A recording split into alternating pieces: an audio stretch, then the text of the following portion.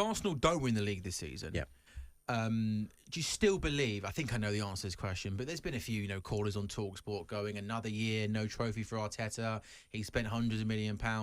Is there any question marks in your head about that, or is it still, even if we come second this year, this is a team that's going in the right direction? Yeah, absolutely. I said at the start of this season, it wasn't as black and white as Arsenal have to win the Premier League because they didn't last year. It was, can Arsenal show everybody that they're here to stay and maintain that status as title challengers? Throw in Champions League football into the mix as well. Can they cope with both? Because that's what you need to do to be a really top elite team. People will say, and they'll talk about and they'll refer to the trophy count. Do you really value the Carabao Cup the same way that you did years ago, or the FA Cup? I mean, the FA Cup is being sort of disrespected even by the authorities. We all know now. For the top teams about the Premier League and the Champions Exactly. League. And then the other two are a nice Brucey bonus, aren't they, if you can win them. And to go back to the point around trophies and sort of in particular the Premier League, I don't ever remember people disrespecting Jurgen Klopp when Liverpool were performing at a really high level but were missing out on the title because of how good Manchester City were. So that same energy needs to be applied to Mikel Arteta. Now, yes, Klopp won a Champions League and he won some domestic trophies too. And he's done that again this season, and all credit to him. But Jurgen Klopp came to Liverpool. It still took him a few years, though, to get what he needed, what he wanted. Yeah, absolutely. It did. But Jurgen Klopp came to Liverpool as a seasoned professional, as a manager who had won Bundesliga titles.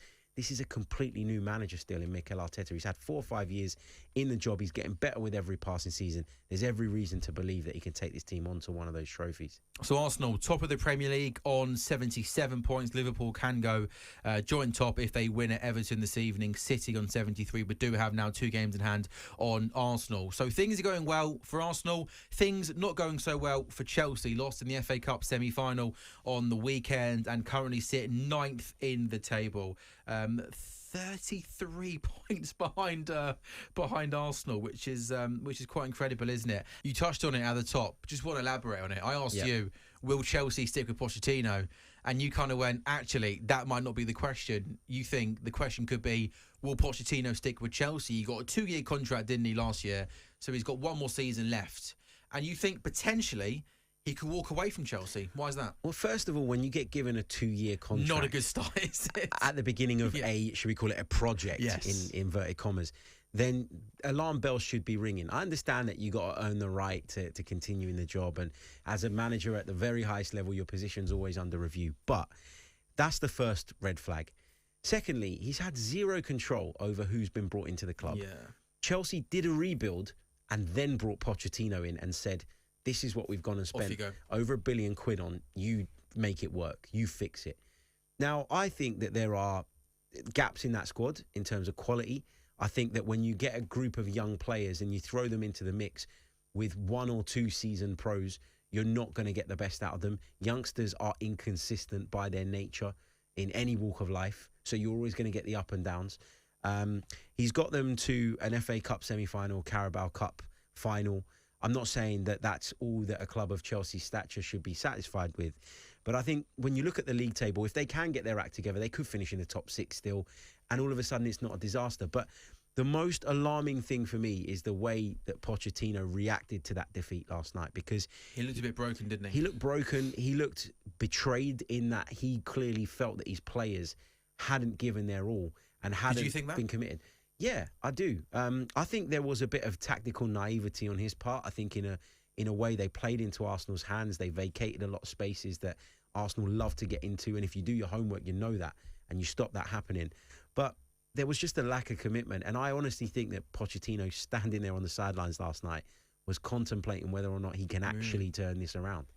It's mad because, like I've said this so many times on talkSPORT and also talkSPORT Breakfast, I'm a massive Poch fan, and I think the work that he did at Spurs was so underrated. I think if you look at the budget that he had, I think his net spend towards the end of it, Harry, was pretty much £0, and he had them in the top 4. He got them to a Champions League final, and it always annoys me that people have a go at him for not winning that Champions League. Oh yeah, but he bottled it in the final. The fact that he got Tottenham Hotspur, which, you know, when you were growing up, a laughing stock for Arsenal, right, to a Champions League final, improving players, they play good football. I think he did an unbelievable job there, and I think he showed with time, working with players, that he's a good coach who can improve them. And I actually think, as mad as it sounds, I think like the core of that Chelsea team, I don't actually think is bad. James, Chilwell. I mean, if they can get Fofana back, I think he's a good centre-back. Caicedo, Gallagher, Palmer. It's a decent 6-7 core. But as you rightly said, the big question is, the way Bowley does it is fantasy football. I almost kind of think if he can somehow get a bit more power and control, I think the basics are there to build a decent team around. And I kind of think from Todd Bowley's point of view, with the mess they've got at the moment, I do genuinely believe that I think a coach like Poch is still the right man to kind of sort it all out. Do you think I'm crazy for saying that, given that they're sat 9th in the table right now? No, if I was Chelsea Football Club, I'm not sacking Mauricio Pochettino. Because I don't think there's anybody that's going to come in and just be an instant fix. And I think Pochettino's got a track record of A, improving young players, B, building a togetherness, but he's going to need a bit of time. But C, he's still figuring it out this season. He's come into a overinflated squad of really expensive players who clearly some don't bad eggs in there. Yeah, some bad eggs in there. Madueke? Maybe. Like, I don't want to go after individuals because I don't know them inside out or watch them enough to sort of draw those conclusions. But you do look at it and you think about some of the arguments that you've seen on the pitch. The penalty one the other day was an absolute joke, Harry. Absolutely. And if a disgrace. It was. And if you've gone and given all these young kids 8-year contracts, what incentive do they have to keep performing? So I think there's been mismanagement at the very, very top of the football club. But if I was Pochettino, and I think that the players are not with me and are not going to fight this out with me, you can't create an us against the world mentality unless the players are on board with you. And I'm looking at that last night. I would consider walking away because Pochettino's stock rose very, very quickly during his time at Southampton and then at Tottenham. Then he went to PSG and it was okay. I think he won the league once in the 2 seasons that he was there. And then he sort of leaves from there and his reputation is still sort of semi-intact. And then he takes the Chelsea job. Now, your star in football can fall so quickly if you don't pick the right jobs. And I think he might be better off saving face and looking at the situation. He's got 1 year of contract left at Chelsea and thinking, I'm going to walk away from this. And those players are throwing me under the bus week in, week out.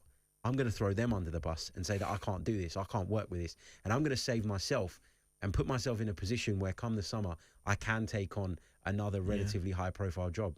Well said. Strong stuff. I like it. Before we break, are you petty when it comes to football? Are you a little bit, Are you referring to Chelsea's social that's media exactly admin? what I'm referring to. That was bottom of the barrel petty, wasn't it? Do you want to explain what they did last night? So basically, Chelsea's official Twitter account were obviously providing updates on the game, and when Leandro Trossard scored, they put goal.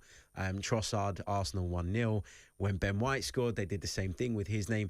The 2 goals that Kai Havertz scored, though, for whatever reason, the Chelsea admin decided not to name him as if he's he who cannot be named. I mean, it's not like he's won you the Champions League. No. Like, have a bit of respect. The most important goal in your club's history, or one of them. Ridiculous. So petty, childish. Yeah, goal to Arsenal for the 4-0, goal to the Gunners for 3-0, but then for the 5th goal, White scores again for 5-0. Pettiness, Chelsea, at the absolute highest level. On AM, on DAB, via the talkSPORT app and on your smart speaker. talkSPORT.